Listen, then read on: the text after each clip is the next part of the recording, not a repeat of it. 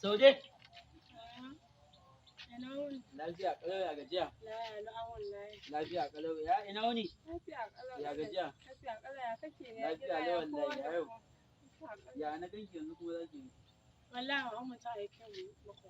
Oke, zaki je gida oke ne. Zan yi waje ne.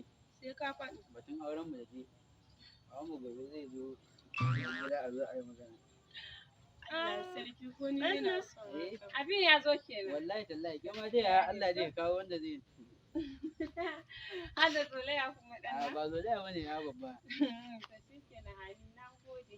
Allah ya nuna mana rana. Amin na gode sosai. Oke, na ku wuce kenan. Za mu wuce. Shikenan ba damuwa. An jima ni ma zan zo gidan naku. To ai sai ka zo. To ka gaishe da kowa.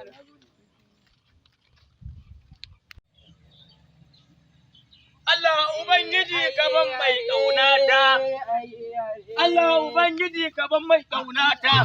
Salmanu. Ya gari ya jama'a.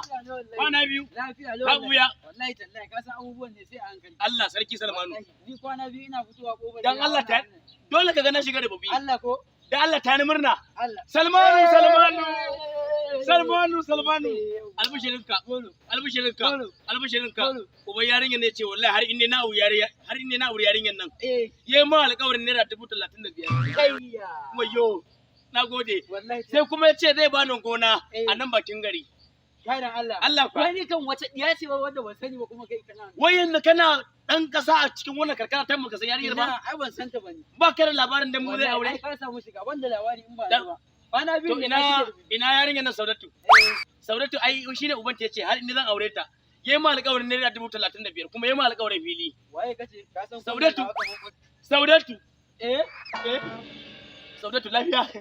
Yanzu wani budurwa ta wace zaka je ka ce wani wace ce budurwarka? Yanzu nan na rabu da ita a can gurin. Uban kuture ka dan ƙarya kake yi wallahi. Har hu da.